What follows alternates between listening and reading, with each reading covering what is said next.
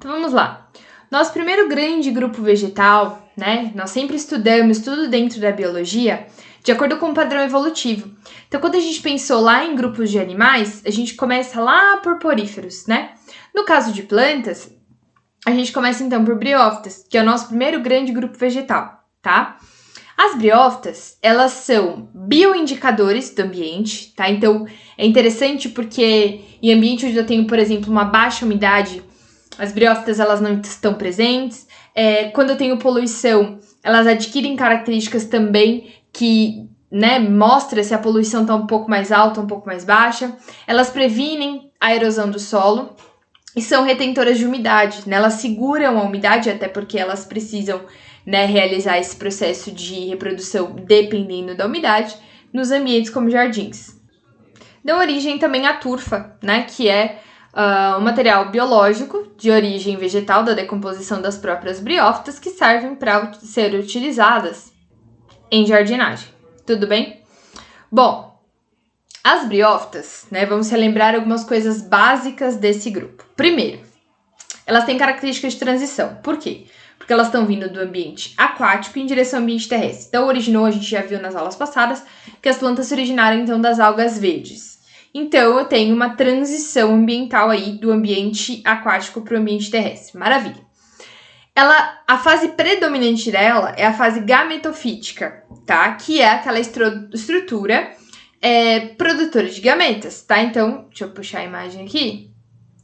É essa parte verdinha aqui, que é essa parte verdinha aqui, tá? Então, o que é a fase predominante? Quando eu olho para uma briófita, a maioria das vezes é isso que eu vejo. Essa partezinha de cima aqui, que é o esporófito, a gente vai ver só no momento, né, reprodutivo dessas plantas. Bom, a fase esporofítica é efêmera, ou seja, realmente a gente tem uma predominância muito maior da fase gametofítica.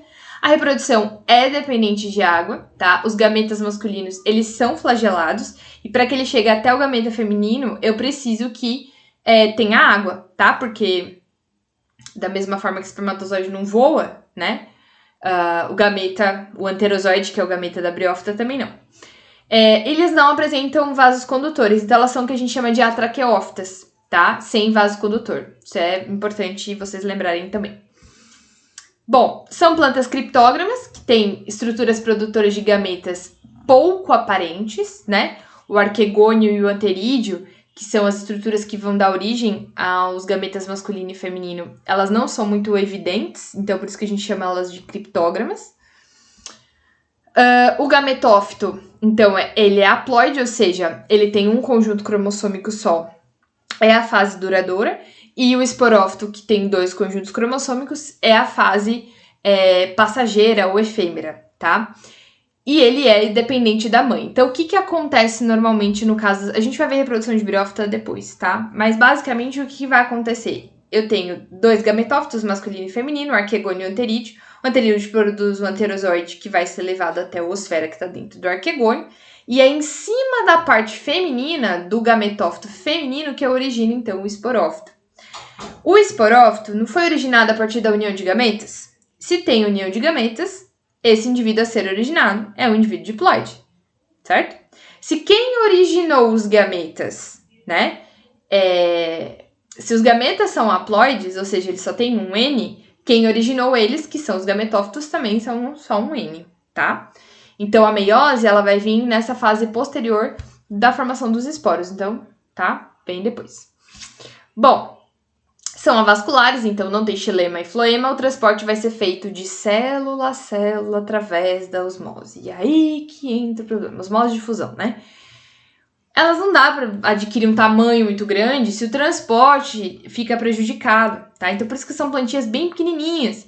Às vezes tem que ficar olhando assim bem de perto para você conseguir enxergar, tá? É o tal do musgo, né? Que adquirem plantas, estruturas bem pequenininhas, tá? Então, o transporte ele é meio dificultoso, tá? Dentro desse grupo de plantas. E por isso que elas adquirem tamanhos menores, tá? Bom,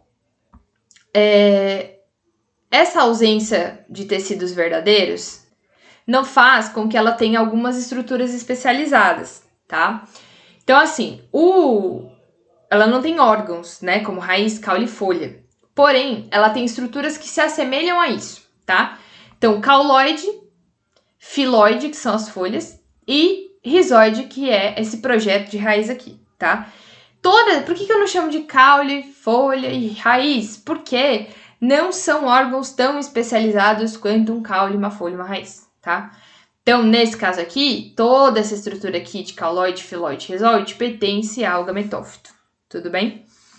Bom, o cauloide serve para sustentação, da mesma forma que o caule, o rizóide para absorção, da mesma forma que a raiz, e o filoide serve para síntese de compostos orgânicos, como é o caso da fotossíntese, né, da glicose, e é coberto por uma cutícula protetora.